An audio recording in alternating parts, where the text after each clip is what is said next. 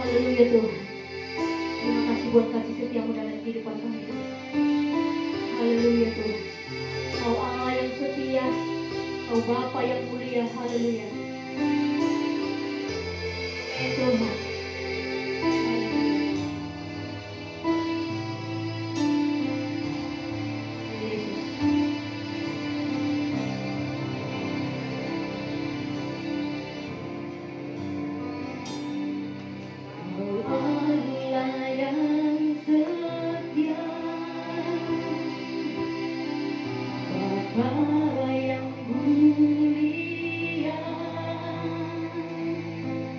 Kasih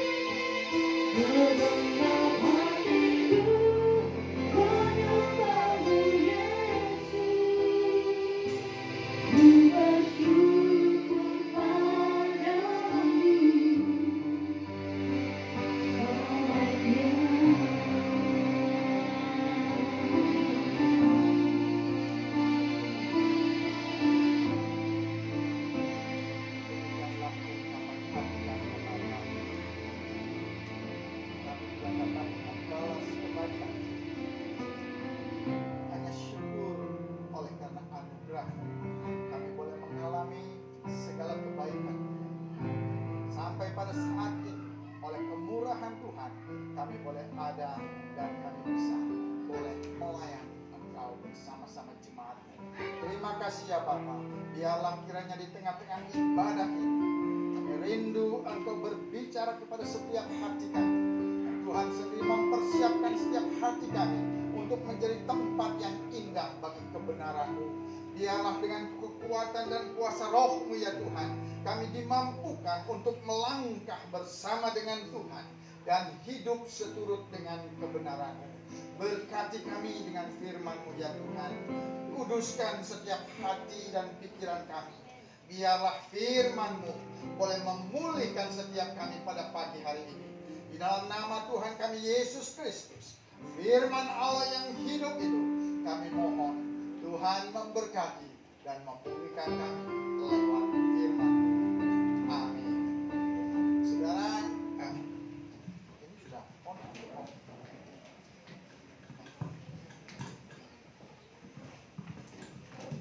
Ya, terima kasih atas kesempatan kita boleh bersekutu bersama dan beribadah bersama di dalam anugerah Tuhan untuk bersama-sama bertumbuh di dalam kasih karunia Tuhan dan bertumbuh lewat kebenaran firman Tuhan. Barangkali ada yang banyak yang pasti tidak mengenal saya di sini ya. Apakah saya memperkenalkan diri kembali? Pernah saya melayani pada waktu di sana ya? Oh, pengayaman ya. Jadi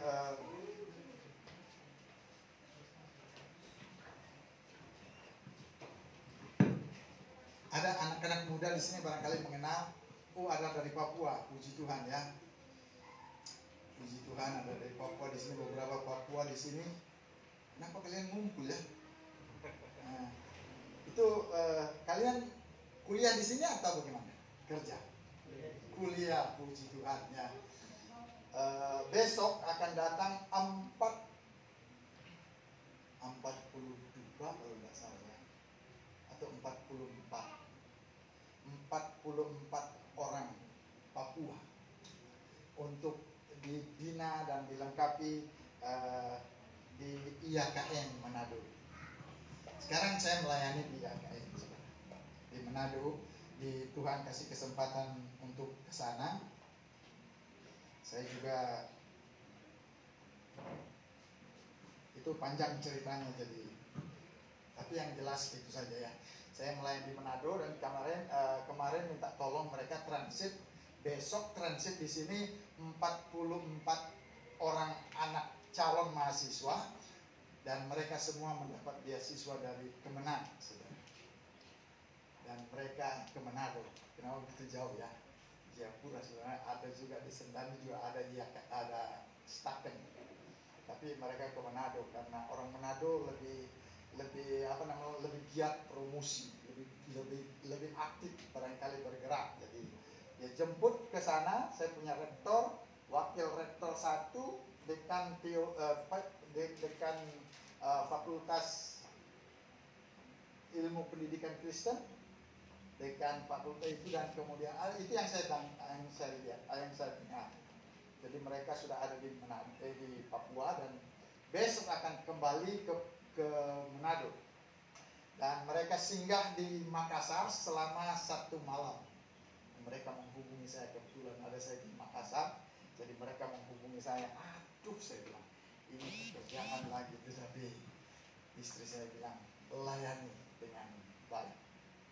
Besok kami akan pergi ke Bantaeng. Ada pelayanan misi di sana. Dan jadi saya tidak akan dapat melayani mereka. Tetapi saya atur mereka. Sebenarnya sih tidak sulit ya. Cari saja di Google, hotel di mana, harga berapa dekat bandara, sudah dapat. Tapi saya bilang begitu, tapi istri saya juga bilang begitu. Kenapa mereka? Ya karena Pak Waret ada di, wakil rektornya kemarin datang juga mau ke Papua, transit di Makassar.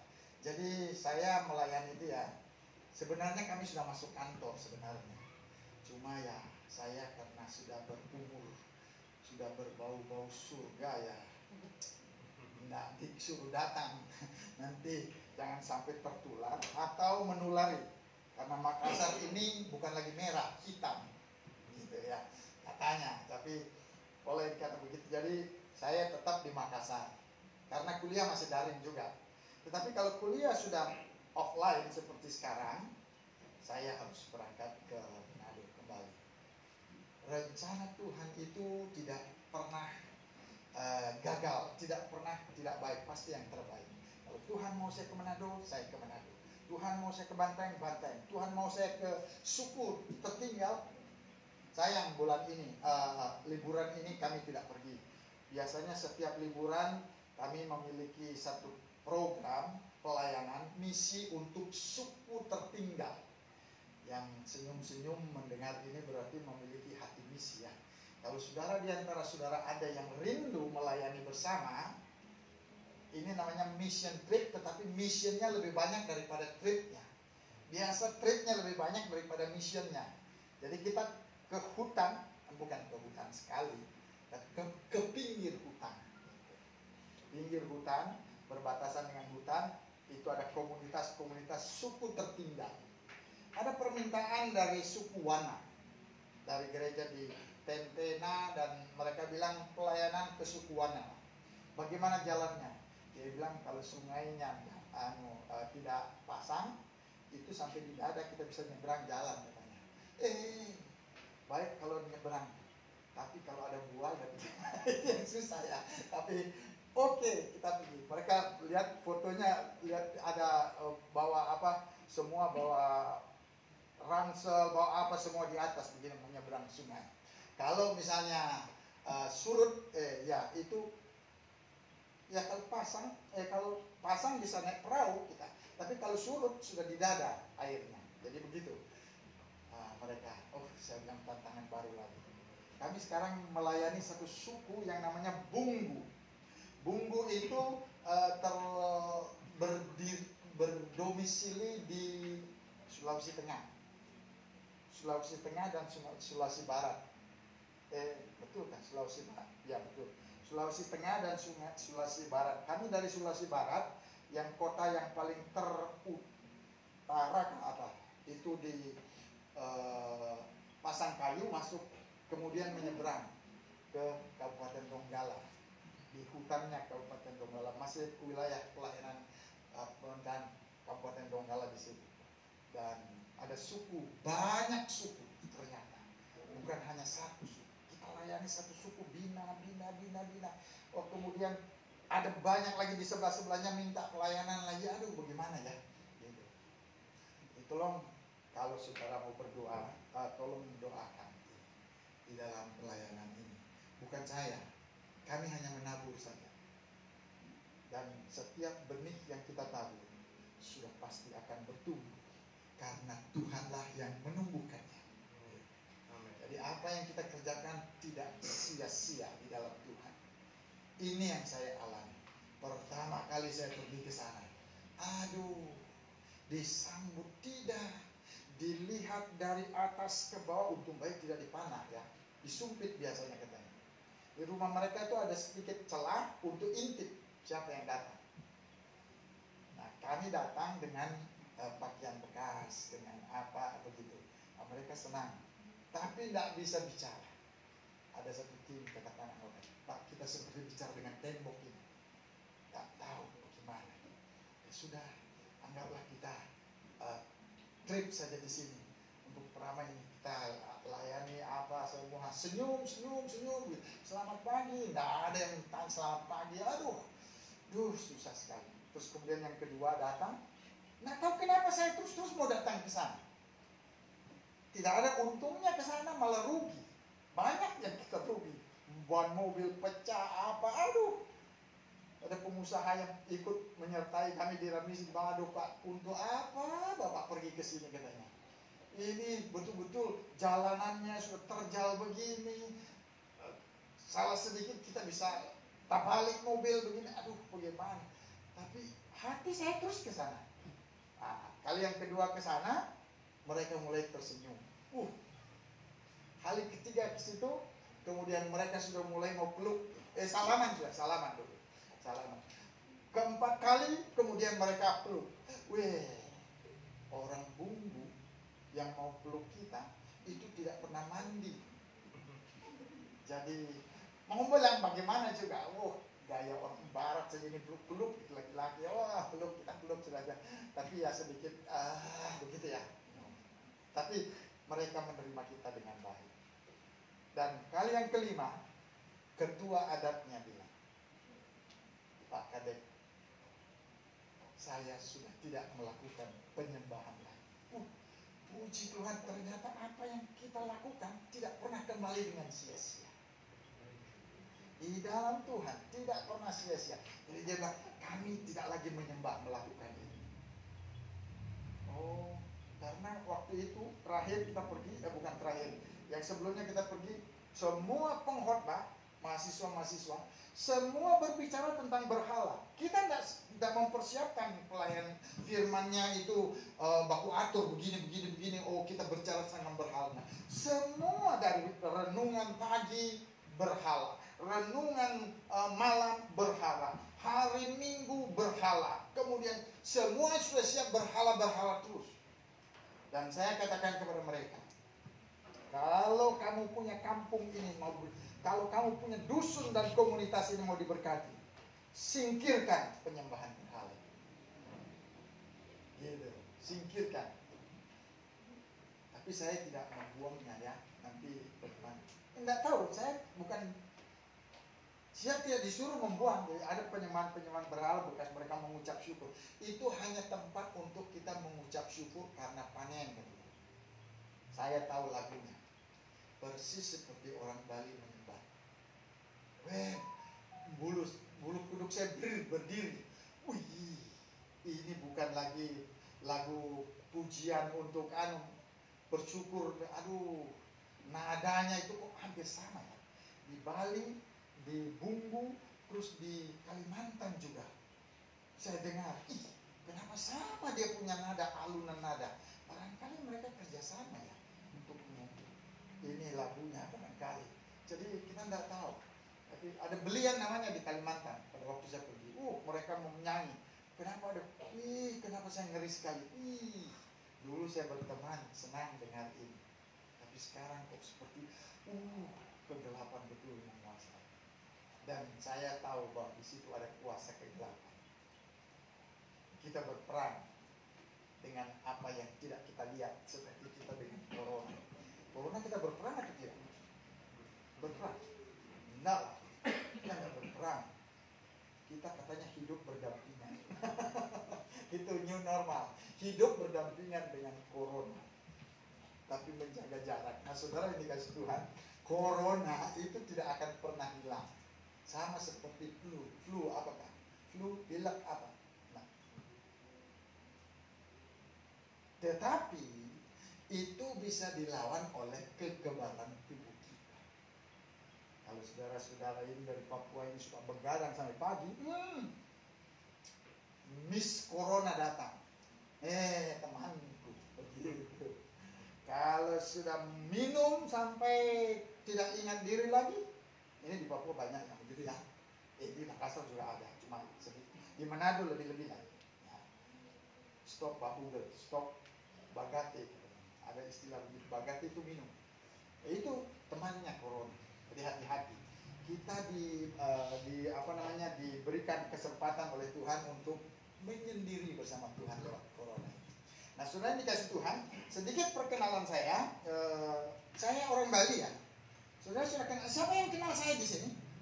Ada yang kenal saya di sini? Ada? Nggak kenal? Sama sekali nggak ada yang kenal. Saya kira sudah terkenal sekali. Saya sudah 30 tahun melayani di Makassar, di STT Jeffrey.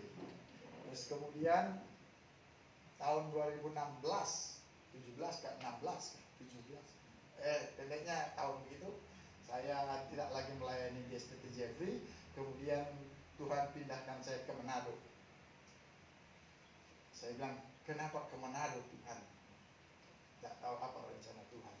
Tapi saya sudah 2 tahun di sana, 3 tahun sudah di Manado. Belum tahu jalan-jalan Manado. Ada orang Manado di sini? Ada. Nah, ada? Oh ada. Oh, kalian tahu itu PAL 2, PAL 4, PAL berapa lagi kita tidak tahu. Yang saya tahu itu hanyalah kampus Pateli ya. Pateli, Malalayang, kemudian Mantos. Mantos itu mallnya. Dengan gereja di Winangon. Itu setiap minggu kita jalan. Tempat lain enggak tahu. Kemana kita pergi? Pak, ini belum pernah kebunakan? Belum. Sudah lama di sini kebunakan. Untuk apa kebunakan? Tidak ada pelayanan. Oh, nanti kita siapkan pelayanan. Sampai sekarang nggak ada. Itu gaya orang Manado. Ya. Oh, nanti kita pergi ya. Ya. Tapi nggak sampai sekarang. Mungkin kasih ya. Mungkin kasih ada yang bawa. Kawan koan yang kacang itu apa? Kawan koan. Koan. Ya, begitu kacang di situ. Kacangnya memang enak. Dan dikasih Tuhan, saya orang Bali, nama saya adalah Kadek Astike. Ya, Kadek Astike itu orang Bali. Sebenarnya nama di ijazah adalah Made. Jadi sekarang gabung-gabung, tapi lebih suka dipanggil Kadek. Jangan salah sebut karena huruf A dengan huruf O itu mirip sekali. Antara Kadek dengan Kodok. Waktu saya di Korea, nama saya diperkosa. Ada yang paling Pastor Kodak. Kodak. Kadek bukan Kodak. Oh, saya ingat Kodak. Jadi yang biasa Kodak. Terus Kodak, aduh, Kodok lagi. Ya, jadi Kadek. Pertama nama Pastor Maid, Made kan Maid. Itu nama paling terkenal di dunia. Kalau di Korea, Made in Korea. Itu. Kalau Cina, Made in Cina. Jadi dipanggil Maid. Saudara saya melayani di Makassar, istri saya melayani di GKKA. Sudah pensiun, tetapi masih melayani di sini di Ebenezer. Tadi kebaktian perdana untuk offline. Offline hanya beberapa orang saja dulu, dibatasi. Jadi yang seperti saya tidak boleh. Jangan sampai kamu yang kena, kita tidak boleh ibadah. Saya bilang main-main begitu ya. Nah, terus rawan katanya, terus yang lain-lain boleh hadir, anak-anak muda, keluarga muda tadi rame, tidak mungkin tidak terlalu banyak ya, tapi mereka sudah ibadah perdana, uji coba gitu. Nah, nanti mungkin seterusnya. Ini kalau sudah dibuka begini, boleh kumpul begini ya, mesti saya Pak Kadek kapan datang ke Manado, ya bilang begitu ya. Aduh Tuhan, sebenarnya sih saya bukan tidak mau datang, tapi ya masih suka di Makassar bersama keluarga jadi. Jadi Tuhan tahu. Jadi nanti saya akan pergi. Saya bilang Bu Rektor, kapan saya dibutuhkan, saya berangkat. Tapi mana dibutuhkan? Orang kuliahnya daring, lewat apa namanya Zoom. Kecuali kalau kuliah tatap muka, saya ujian mereka sekarang. Nanti ujian minggu depan, dia bilang Menir Kadek itu bisa lewat Zoom saja. Kita offline, tetapi ini lewat Zoom saja. Oke, terserah. Kalau mau saya menguji, kalau tidak apa-apa. Saya tidak perlu menguji. Nah, saudara yang dikasih Tuhan, itu sedikit perkenalan saya. Kalau saudara ke Manado, silakan menghubungi. Saya akan jemput di bandara, tapi saudara yang bayar direknya. Saudara yang dikasih Tuhan ya. Pada pagi ini saudara kita akan belajar tentang Be Still. Saudara tahu lagunya? Be Still itu bagaimana ya? When the ocean rise and thunders roll, begitu ya. I will soar with you. Susah saya. Tapi ini lagu kenangan saya selama perjalanan di Korea itu saja lagu yang ada. Satu kaset di mobil itu saja diputar. When the ocean rise and thunders roll, I will soar with you. The storm, you are gitu ya. And I will be still and know you are God. Gitu ya. Ini lagu sebenarnya diinspirasi dari Markus pasal 4 ayat yang ke-35 sampai 40. Mari kita lihat. Ada di layar ditampilkan. Ada Alkitab yang ditampilkan biasa begitu. Kalau gereja biasa menampilkan, tapi kita malas bawa Alkitab. Saya juga malas, bukan malas ya, tapi ini Markus pasal 4 ayat 35 sampai 41.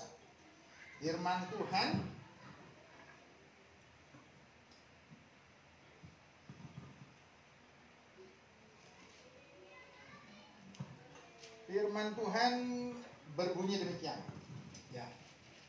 Pada hari itu, ada. Saudara, kita baca bersama-sama ya. Saudara baca di dalam hati supaya tidak ribut seperti di pasar terong. Ya. Baca di dalam hati tetapi ikuti saya punya nada. Coba. Gitu. Karena biasa kalau baca titik komanya beda, pengertiannya akan beda lagi. Ya. Firman Tuhan berbunyi demikian. Hari itu, waktu hari sudah petang, Yesus berkata kepada mereka, "Mari kita bertolak ke seberang." Mereka meninggalkan orang banyak itu lalu bertolak dan membawa Yesus beserta dengan mereka dalam perahu di mana Yesus telah duduk, dan perahu-perahu lain juga menyertai dia. Lalu mengamuklah angin taufan yang sangat dahsyat dan ombak menyembur masuk ke dalam perahu sehingga perahu itu mulai penuh dengan air. Pada waktu itu Yesus sedang tidur di buritan di sebuah kilau. Maka murid-muridnya membangunkan dia dan berkata kepadanya, "Guru, engkau tidak peduli kalau kita binasa?" Sebenarnya lebih tegas lagi. "Guru, engkau tidak peduli kalau kita binasa?" Ia pun bangun, menghardik angin itu dan berkata kepada danau itu, "Diam, tenanglah." Lalu angin itu reda dan danau itu menjadi teduh sekali. Lalu ia berkata kepada mereka, mengapa kamu begitu takut? Mengapa kamu tidak percaya?" Mereka menjadi sangat takut dan berkata seorang kepada yang lain, "Siapa gerangan orang ini sehingga angin dan danau pun taat kepadanya?"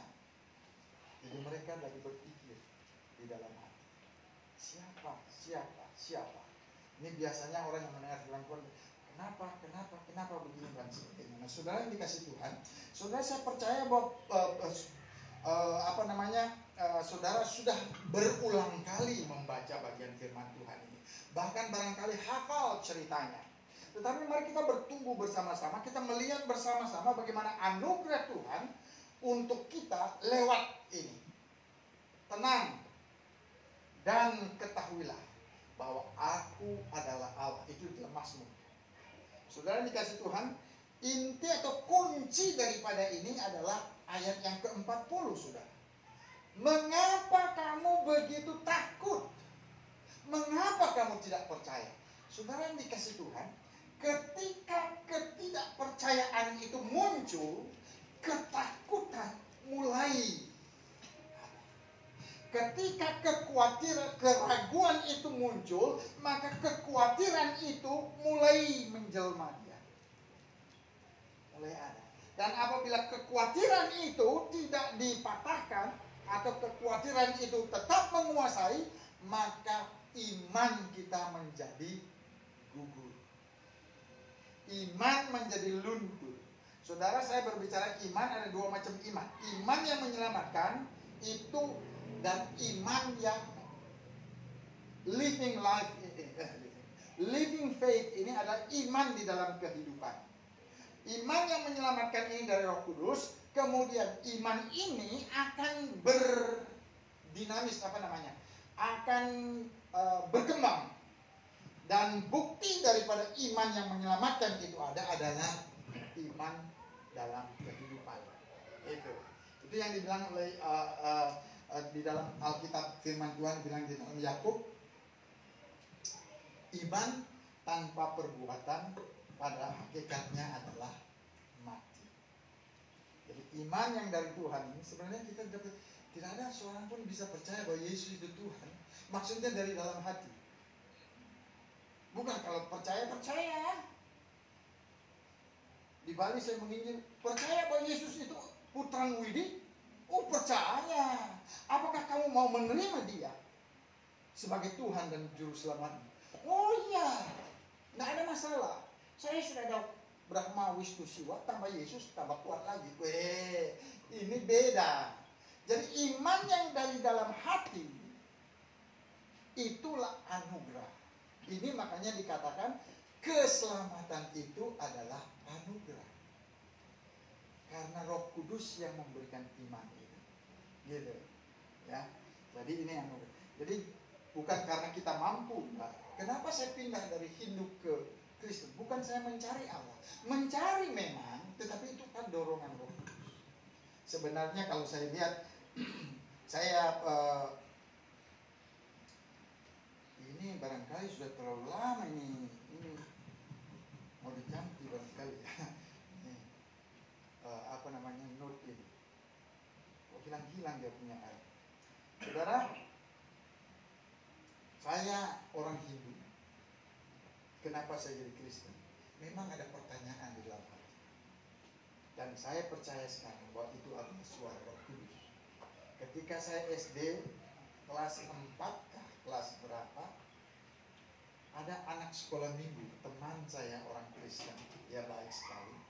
Dia meminjamkan, kan saya suka baca komik, di rumah tidak ada komik karena kita ini keluarga yang kurang mampu lah, boleh dikatakan begitu. Saya dibesarkan sama ibu tiri, dan kemudian oleh anugerah Tuhan, ini teman punya menyewakan komik.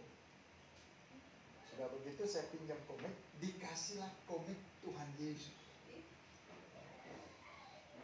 Komik itu saya baca. Wah. Terus ketika nonton film, kita ini tak pernah nonton film saya di bioskop kecuali mencuri-mencuri ya. Terus nonton film yang ditonton adalah film tentang Yesus juga. Jadi Roh Kudus itu sudah mempersiapkan dari sejak kecil. Terus kemudian sampai SMA, barulah di situ titiknya Tuhan yang mana sebenarnya Tuhan yang benar. Kemudian Tuhan menuntun saya pergi ke gereja. Dan disitulah saya mengenal komunitas Kristen tetapi belum percaya. Ini salah satu yang menyebabkan saya tetap ada di komunitas Kristen. Kenapa? Karena mereka itu orang yang baik. Mereka memiliki kepedulian. Ada di sini kepedulian. 3 hal yang kalau saudara mau berkembang ya, bertumbuh di dalam pelayanan. Itu ada pertama penghargaan. Ini adalah yang dibutuhkan oleh semua manusia di dunia. Penghargaan. Bagaimana kita menghargai keberadaan mereka. Kemudian yang kedua adalah kepedulian. Ini penghargaan ini tidak perlu uang banyak. Hanya senyum saja itu sudah merupakan penghargaan, penerimaan. Kalau saya datang ke gereja ini kemudian dari awal dia lihat dari atas ke bawah begini, aduh, besok minggu depan akan kembali lagi. Gitu. Kalau ada orang yang sesat misalnya, oh di sana gereja saya ibadah dulu, sambutlah dia. Nah, itu penghargaan, senyum. Wah puji Tuhan, Bro, apa? Biasa bro dipakai apa? Bro, aduh puji Tuhan, bisa mampir di sini, mari silakan. Kalau enggak besok dia datang lagi kalau masih ada di Makassar. Minggu depan masih dia datang lagi. Penghargaan, cuma kepedulian. Apa kebutuhan? Kebutuhan yang spiritual secara khusus. Kemudian ini memang membutuhkan dana untuk kita dapat mewujudkan kepedulian, kita harus berkorban. Yang ketiga itu encouragement, menguatkan. Yang keempat tentu saja doa, yang dia tidak tahu bahwa kita sedang mendoakan mereka. Saudara, 4 hal ini merupakan langkah misi saudara secara tidak kelihatan, tetapi hasilnya adalah nyata. Saudara, setiap senyum saudara, coba buka dulu maskernya. Bisa nggak tersenyum? Senyum. Wah, puji Tuhan ya. Kelihatan sekarang ini godek-godek semua karena corona. Corona tinggal di rumah saya tambah besar. Senyum saja itu sudah menyebabkan orang lain berbunga-bunga. Ada orang bilang tidak perlu membayar 1 sen pun untuk tersenyum. Betul tidak? Tetapi senyum kita kepada orang yang membutuhkan itu akan menyebabkan hati mereka merasa diperdulikan atau dihargai. Keberadaan mereka dihargai. Tetapi jangan senyum-senyum sendiri. Nanti susah ya. Nah, saudara yang dikasih Tuhan, kita lanjut kepada ini. Jadi kekhawatiran, keraguan dulu, kemudian muncul kekhawatiran, terus kekhawatiran apabila itu mempengaruhi kita, menguasai kita, maka iman kita menjadi luntur. Ini yang Tuhan Yesus bilang, jangan kamu khawatir. Gitu. Maksudnya Tuhan Yesus bilang jangan khawatir, enggak. Setiap orang dan setiap manusia di dunia ini memiliki rasa khawatir. Siapa yang tidak khawatir? Pak Pendeta khawatir. Cuma kan kita enggak kasih lihat orang khawatir. Kalau saya khawatir. Setiap masa kehidupan kita, ya, itu memiliki tingkat kekhawatiran yang berbeda-beda. Dari anak-anak khawatir. Tapi dia tidak khawatir tentang apa yang dimakan, apa yang diminum. Enggak, karena mamanya dan papanya sediakan pasti. Kita rela tidak makan untuk anak supaya dia makan. Jadi dia tidak pusing. Itu makanya, masa anak-anak adalah masalah yang paling indah. Tapi dia khawatir yang lain. Remaja khawatir lain lagi. Orang tua mulai dumba-dumba kalau punya anak remaja. Kalau boleh, anak itu tidak mau melewati masa remaja itu baik barangkali ya. Karena masa remaja ini masa yang paling labil dan pemberontak dan sebagainya. Kita hubungi dia, HP-nya nggak dijawab. Aduh, kembali, Tuhan bagaimana ini? Di mana kamu kah? Gitu. Nah, itu kekhawatiran orang tua. Ketika anak-anak sudah mulai besar, kapan anakku dapat jodoh ini? Khawatir lagi, gitu ya. Nah, saudara yang dikasih. Nah, Tuhan Yesus maksudkan di situ, jangan biarkan dirimu dikuasai oleh, itu yang dimaksud oleh Tuhan Yesus. Kalau diterjemahkan secara jelas lagi itu, tapi panjang jadinya. Jangan membiarkan kekhawatiran terus menerus, itu sebenarnya maksudnya. Atau jangan terus menerus kamu hidup dalam kekhawatiran. Ini kasusnya kan present perfect gitu, di dalam bahasa aslinya. Jadi jangan kamu terus menerus hidup dalam kekhawatiran. Gitu. Nah, jadi bukan tidak khawatir. Khawatir itu wajar secara manusia. Tetapi kekhawatiran itu tidak menguasai. Nah, ini dikatakan ini. Kenapa kamu begitu takut? Mengapa kamu tidak percaya?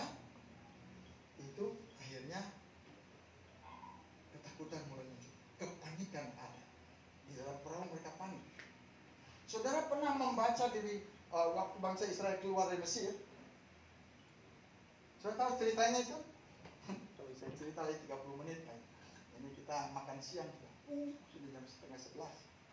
Jam berapa selesai? Jam 11 ya. Oke.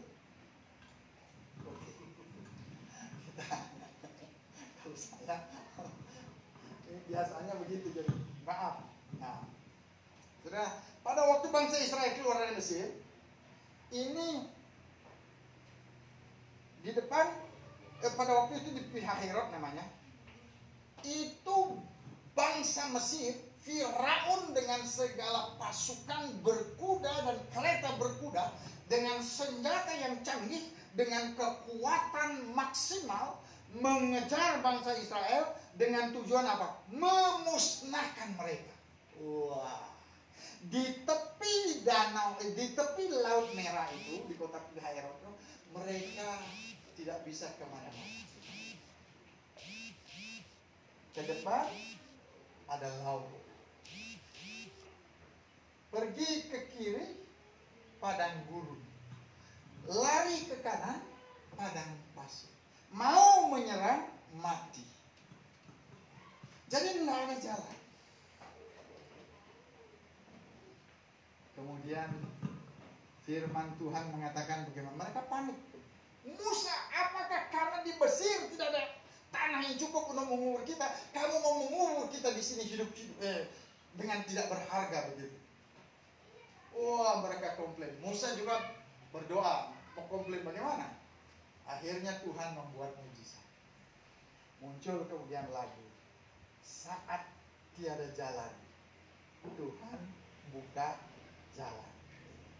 Tidak ada sesuatu yang mustahil bagi Tuhan. Nah, saudara yang dikasih Tuhan, firman Tuhan pada pagi ini mengatakan bahwa ketakutan akhirnya menyebabkan ketidakpercayaan, akhirnya menimbulkan ketakutan di dalam menghadapi situasi. Nah, kalau kita lihat lagi kebenarannya dari sejak awal, saudara, di dalam di dalam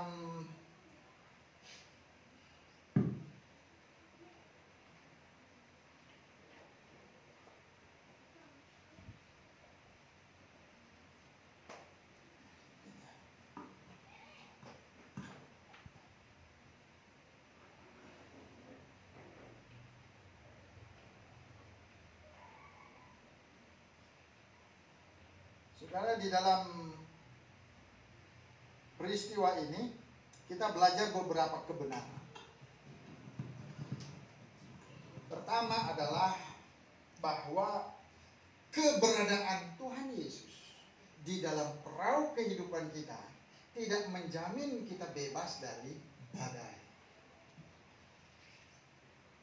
Banyak orang sekarang mengatakan, atau ada yang berkata, oh, bersama Yesus kita akan menang, bersama Yesus, ya, bersama bla bla bla, kita akan menikmati, sukses apa segala. Saudara, ini ayat ini mengingatkan kita bahwa walaupun Yesus ada di dalam perahu, badai itu tetap ada.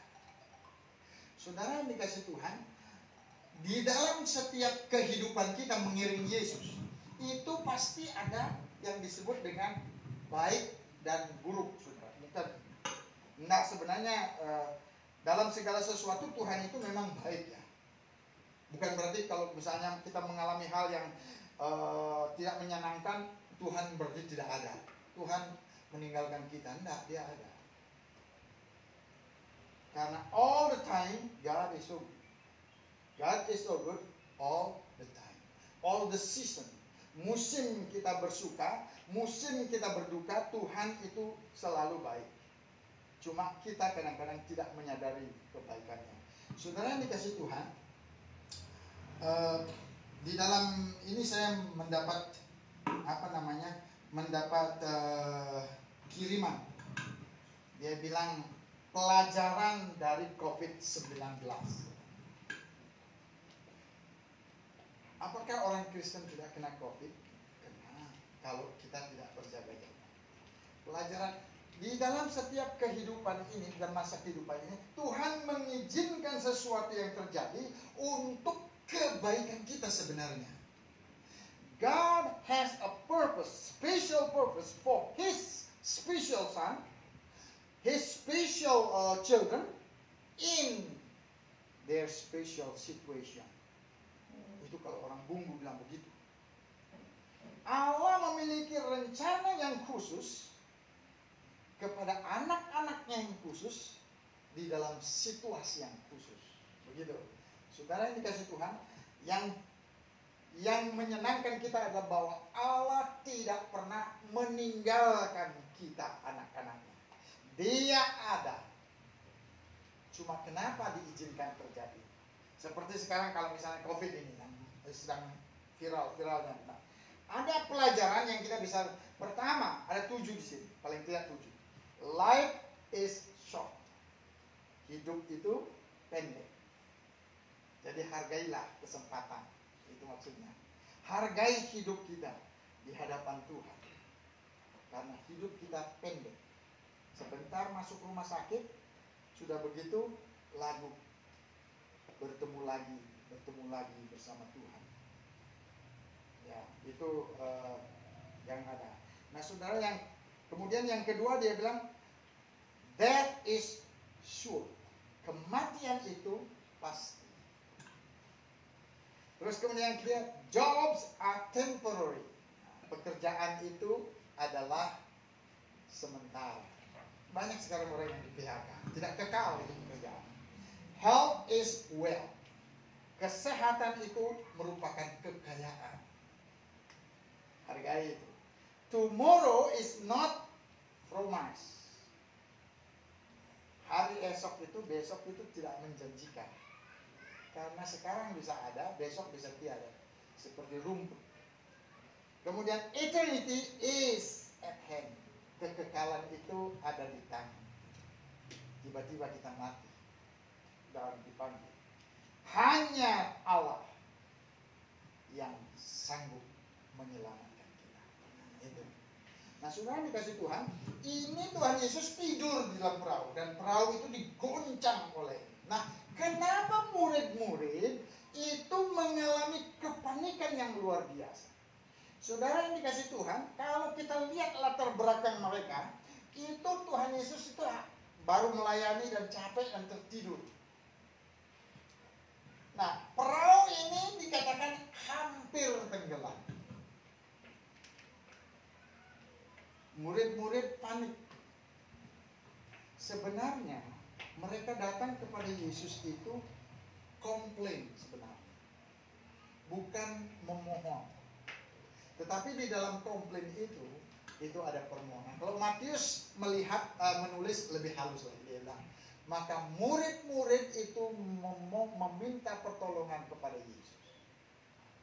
Kalau di dalam Markus ini, yang Petrus alami, dia bilang, Guru, apakah kamu tidak peduli kita akan mati bersama-sama? Pikirannya adalah mati. Tidak mungkin selamat. Karena badai ini begitu kencang, badai ini begitu mengamuk ya. Nah mereka ini adalah ahli-ahli di dalam penjala ikan, nelayan-nelayan yang profesional. Ketika mereka sudah biasa menghadapi badai di danau itu, ketika mereka jadi nelayan. Ya, ketika badai ada, oh no problem. Saudara yang dikasih Tuhan, apabila kita mulai menganggap enteng sesuatu di dalam kehidupan kita, maka kita akan mengalami hal-hal yang tidak enak di dalam kehidupan kita.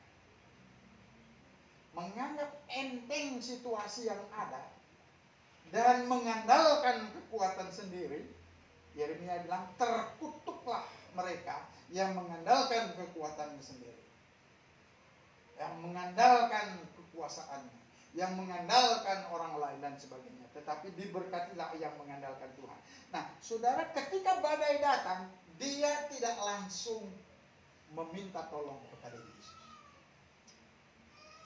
Saudara, banyak keluarga di dalam kehidupan kita. Yesus ada, dia adalah kepala keluarga di dalam rumah tangga ini, tetapi tidak dihargai kehadirannya. Saudara yang dikasih Tuhan, di tengah-tengah goncangan ombak, ketika dia datang kepada Yesus, baru persoalannya selesai. Mereka itu tidak percaya karena Tuhan Yesus bilang, kenapa kamu tidak percaya? Saudara, ini hal yang di dalam kehidupan kita, kalau kita mengalami situasi yang kurang menyenangkan, ingat bahwa Allah memiliki rencana. Dan pergumulan kita itu akan berakhir ketika kita menghargai kehadiran Yesus di dalam keluarga kita. Ketika Tuhan Yesus tidak dihargai, kapanpun tetap persoalan itu akan ada. Akan berkembang dan berkembang lagi. Tetapi ketika mereka datang kepada Yesus, Guru, kamu tidak peduli kalau kita mati sama-sama, ini nanti akan mati. Saudara yang dikasih Tuhan, pelajaran kedua yang tersembunyi di sini adalah itu perahu pasti akan sampai ke seberang. Ketika Tuhan Yesus bilang, mari kita bertolak ke seberang, itu pasti akan sampai. Cuma hampir tenggelam. Saudara yang dikasih Tuhan ya, Tuhan Yesus ada di dalam perahu kita ketika kita tidak menghargai kehadirannya. Maka persoalan, maka situasi akan semakin menjadi. Ketika kita bertelut bersama Tuhan dan mengatakan, Tuhan, saya membutuhkan Engkau. Tuhan bertindak. Saudara yang dikasih Tuhan, bukan berarti Tuhan tidak tahu apa yang kita alami. Tapi babak belur dulu. Masa kita sampai babak belur baru kita datang sama Tuhan? Saudara, murid-murid ini merasa diri mereka sanggup mengatasi semua persoalan. Tetapi badai ini rupanya begitu menghantam mereka. Dan perahu itu hampir tenggelam. Perahu itu tidak akan tenggelam karena Yesus ada di dalam. Tetapi hampir tenggelam. Kekhawatiran mulai muncul, kepanikan mulai muncul, dan sebagainya dan sebagainya. Saudara, ada satu ilustrasi dari Covey namanya, penulis buku. Tebal bukunya, tetapi intinya itu cuma begini kecil, banyak sekali. Nah, dia bilang situasi yang kita alami semakin buruk karena kita mengandalkan kemampuan kita sendiri. Kalau kalau motivator kerja keras, bla bla bla bla bla bla. Dia bilang begini, peristiwa yang kita alami sepanjang hari ini tergantung daripada sikap kita di dalam menghadapi situasi yang buruk itu. Tapi dia tidak katakan datang sama Tuhan. Positive thinking. Dia bilang, Bapak ini mulai sudah pakai jas, sudah pakai dasi, mulai mau pergi kantor. Tiba-tiba dia baca koran, mau sarapan, anaknya datang, kasih tumpah kopi di bajunya. Wah, dia marah. Sudah baik kan dia, Kemudian sudah begitu, dia memarahi anaknya, dia marahi juga istrinya. Kenapa taruh kopi di pinggir sekali? Sampai ini kesenggol dan tumpah. Anaknya nangis, mamanya menggerutu. Nah, persoalan mulai semakin, padahal persoalannya adalah kopi tumpah di baju. Kemudian dia ganti baju cepat-cepat, dia kasih anaknya makan cepat karena kita akan pergi. Kamu ketinggalan bus sekolah nanti. Sudah begitu anaknya itu makan seperti air terasa sekam. Apakah? Itu pepatah apa dia bilang? Nasi. Pendeknya tidak ketelan baik. Dia tidak lagi, ayo naik. Kemudian sudah begitu, bapaknya ganti baju bla bla bla, kemudian naik mobil, kemudian sudah begitu, dia bilang, ayo cepat. Ketinggalan bus. Karena buru-buru, kenceng lari mobilnya, ditangkap polisi, tilang. Kalau di Indonesia nggak ditilang ya. Tapi di sana di luar negeri nih, tangkap, ditilang, kemudian bayar tilang. 15 menit terlambat. Bus sekolah sudah lewat. Akhirnya dia antar anaknya sampai di sekolah. Anaknya turun dari mobil, tidak bilang goodbye, see you, thank you. Tidak. Datang, turun, kemudian jalan saja ke sekolah. Kemudian dia buru-buru ke kantor, sudah pergi sampai di kantor, lupa bawa tas. Kembali lagi ke rumah, menggerutu lagi. Sepanjang hari menggerutu karena apa? Sikap. Kita tidak bisa katanya menghindari peristiwa-peristiwa. Kita tidak bisa menghindari COVID. Kita tidak bisa menghindari, tetapi sikap kita terhadap situasi itu yang akan menolong kita untuk itu. 10% itu adalah ditentukan oleh dalam mengatasi situasi itu 90% ditentukan oleh sikap kita terhadap situasi itu. Kalau secara spiritual, murid-murid ini memang sesudah hampir tenggelam baru datang kepada Yesus. Coba andai kata pertama kali dia datang kepada Yesus. Oh Tuhan, ini ada badai, bagaimana sekarang ini? Kemudian Tuhan Yesus bangun. Ya, di depan perahu. Nah, bagaimana lagu itu lagu Titanic. Titanic. Nah, sambil begini kemudian, tenang, diam, teduh, semua teduh. Saudara dikasih Tuhan. Kadang-kadang kita begitu. Ketika persoalan, kita mulai panik, inilah itulah, ala-ala. Kemudian baru datang kepada Yesus. Saya mengalami berulang kali peristiwa begitu ketika mengandalkan diri sendiri.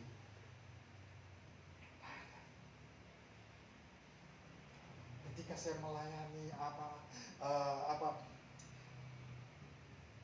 saya beli buku ya di Jakarta, ada buku yang perlu, sebenarnya belum perlu, tetapi karena di Makassar tidak ada, ini buku baru, jadi saya beli buku banyak, habis 1.900.000 berapa begitu, hampir 2 juta. Terus saya pulang bawa buku banyak, istri saya bilang, wih banyaknya aku beli buku, berapa habis uangmu? 1 juta sekian, baca notanya, dia diam saja. Kemudian sudah begitu, besok kan lusanya ada mahasiswa yang tinggal bersama kami, ada hamba Tuhan lah tinggal bersama kami. Dia bilang, Pak, beras sudah habis, tinggal hari ini saja. Terus istri saya dia menengok dari kamar, dia bilang, makan itu buku. Mungkin dia pikir saya tidak dengar. Kalau saya timpali nanti menjadi anak sudahlah. Saya senyum saja. Terus kemudian sabun cuci sudah habis. Semua bertubi-tubi. Terus datang lagi putri, Pak harus bayar uang alat. Saya bilang siapa lagi? Ada persoalan. Siapa? Sekalian mau kita doakan. Saya lapor sama Bapak begini. Dan saya cicil satu-satu, oh Tuhan beras habis, oh Tuhan sabun cuci habis, bla bla bla begitu. Sudah, ada lagi? Nah lagi, oke. Kita berdoa. Kemudian saya berdoa. Yang mereka tidak tahu kalau kita berdoa. Tuhan, ini memang ada sih uang di banknya. Di bank itu ada uang, cuma itu uang kan persiapan untuk mereka kuliah. Kita sudah persiapkan itu anak-anak untuk kuliah. Kita makan seadanya supaya ada tabungan untuk mereka kuliah. Ini bukan main-main, saya punya anak 3 itu. Sampai rambut begini jadi habis semua gara-gara barangkali kebanyakan punya anak barangkali ya. 2 anak cukup katanya. 1 anak enggak sempurna. 2 anak, yang punya anak 3 ada. 3 punya anak ada. Oh, puji Tuhan.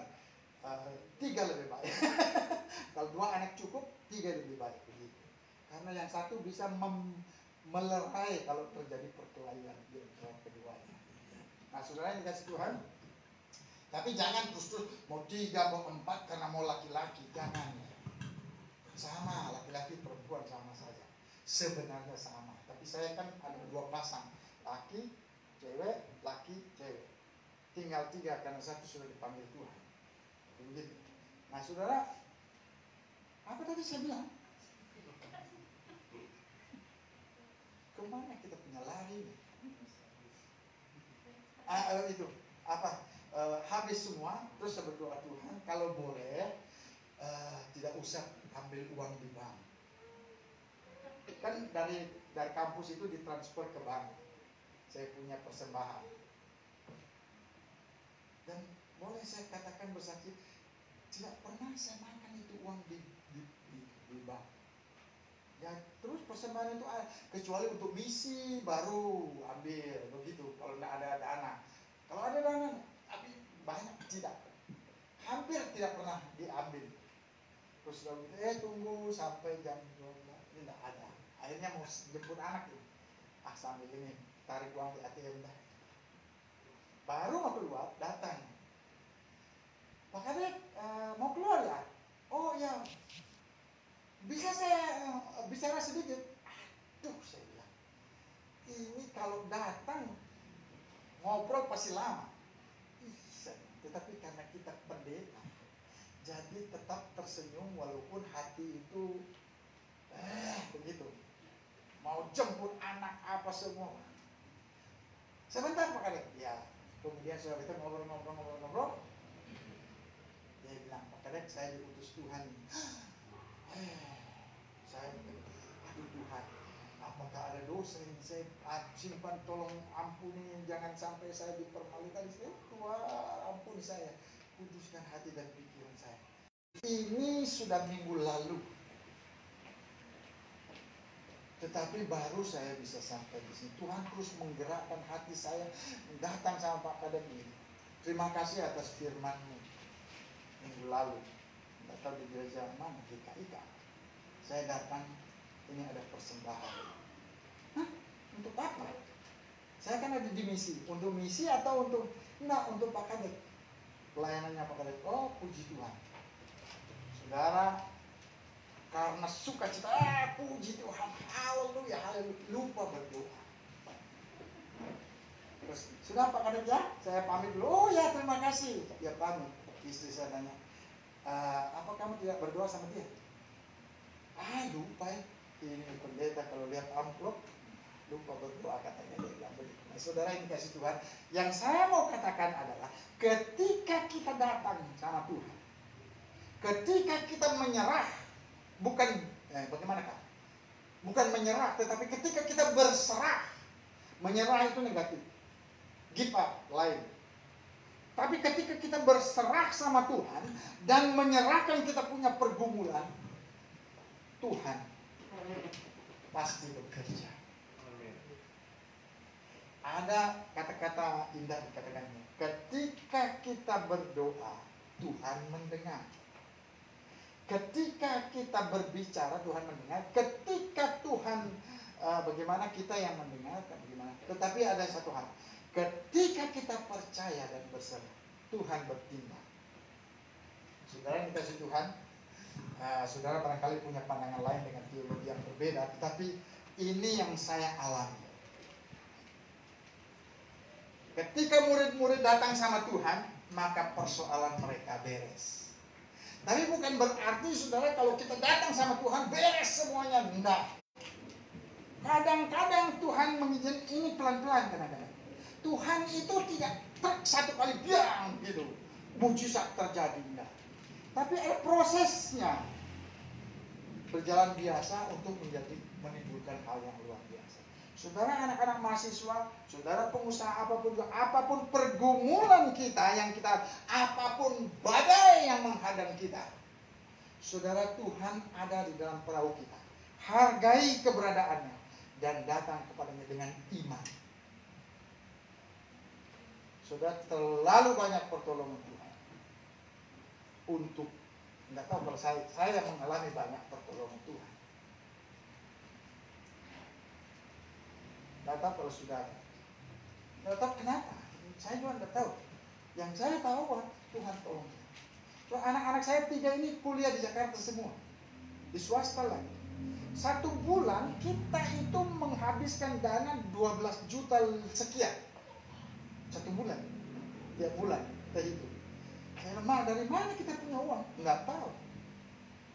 Pendeknya kita bisa bayar. Pas dibutuhkan kita ada. Kebutuhan kita begitu. Hidup kita begitu. Hidup saya begitu. Hidup kami sekeluarga begitu. Pas butuh, pas ada. Gitu. Ya, orang lain bilang, Pak adek ini kaya. Enggak lah. Kenapa Tuhan berkati? Itu berkat jasmani. Apakah karena saya baik? Enggak. Apakah karena saya orang kudus? Enggak juga. Kalau misalnya di dalam kehidupannya, enggak ada 100% kudus. Apakah saya rajin? Juga tidak. Tetapi berkat Tuhan itu selalu cukup. Bahkan lebih. Untuk kami sekeluarga. Tapi memang kekhawatiran ada. Cuma Tuhan selalu. Sebenarnya yang dikasih Tuhan, apapun pergumulan kita, Allah peduli. Ketika kita datang kepada Dia dengan hati, dengan penghargaan kepadanya, Allah tidak melihat masa lalu kita. Allah tidak melihat keadaan kita. Allah tidak melihat koro-koroan kita barangkali ya. Allah tidak melihat keburukan kita. Tetapi Dia datang, Dia katakan, anakku, aku ada. Karena Allah tidak pernah meninggalkan kita. Saudara yang dikasih Tuhan, bawalah segala pergumulan kita kepada Tuhan. Apakah saudara berdoa untuk COVID ini? Ada yang berdoa atau tidak? Sudah biasa. Itu selalu ada. Enggak. Kita berdoa. Tuhan, perlindungan Tuhan kiranya menguasai kami dari penyakit. Dan Tuhan jadikan kami sehat, kuat untuk semakin menjadi berkat. Nah, saudara yang dikasih Tuhan, Dia sanggup menolong kita. Mari kita berdiri bersama. Kita ungkapkan ini di dalam pujian. Yesus sanggup. Yesus sanggup. Saudara pemusik, Yesus Tuhan, jadikan ini sebagai doa kita di hadapan Tuhan. Jadikan ini sebagai penghargaan dan pengakuan kita akan kuasa Tuhan yang sanggup menolong kita, yang sanggup memulihkan kita. Yesus Tuhan, mulialah nama-Mu. Yesus Allahku, besar kasih-Nya, dahulu, sekarang, dan sampai selamanya. Dan senyum tak pernah berubah. Yesus Tuhan, Yesus Tuhan, mulia nama-Mu. Yesus Allah, besar kuasa-Nya, dahulu, sekarang, sampai selamanya. Kuasa-Nya tak pernah berubah. Dia sanggup, Dia sanggup. Yesus sanggup menentukan yang terluka, Bukan yang menderita, Dia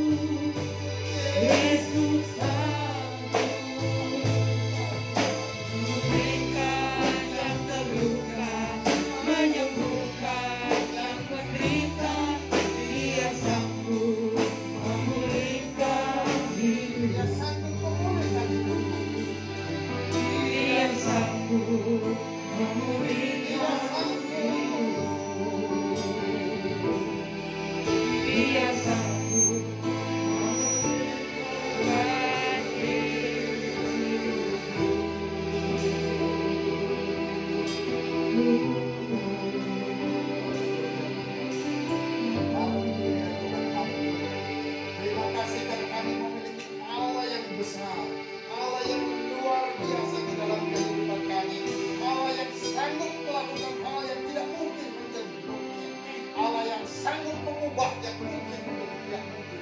Tuhan, terima kasih atas karya-Mu di dalam kehidupan kami. Mari lihat setiap hati kami ya Bapa. Engkau tahu pergumulan kami pada saat ini. Engkau tahu apa yang kami sedang pikirkan, apa yang kami sedang simpan di dalam hati kami. Tuhan, mari kiranya Tuhan jamah setiap hati ini.